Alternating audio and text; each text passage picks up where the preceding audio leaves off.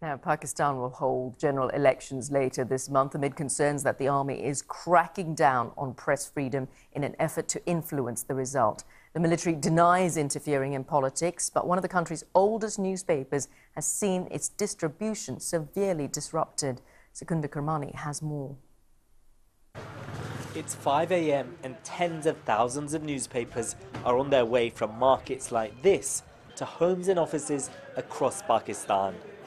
For over a month, though, the country's most established English language paper, Dawn, has been unofficially banned from a number of districts controlled by the Pakistani military. It began when they published an interview with the former Prime Minister, apparently criticising the army for interfering in politics and not doing more to tackle militant groups.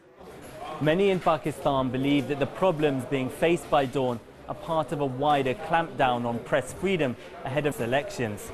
They say the country's military is trying to manipulate the results before the voting has even started.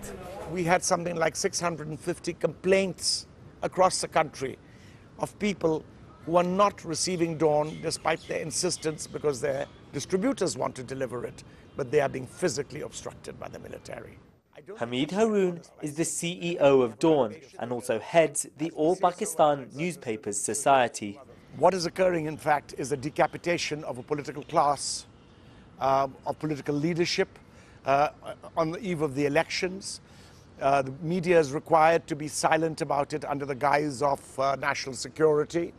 And as a consequence, we are being targeted because we don't believe that kind of silence is what this country is all about.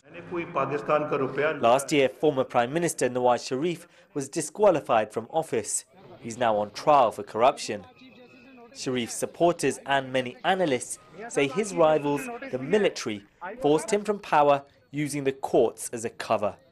The army denies that, but the journalists and outlets being targeted are those critical of the military.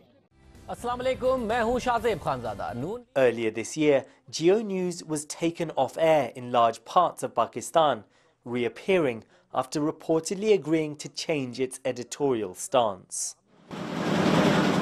At the Dawn newspaper offices, they're still printing copies and still reporting as before. But with just over 3 weeks until the elections, many in Pakistan are nervous about what lies ahead. Secunda Kermani, BBC News, Islamabad.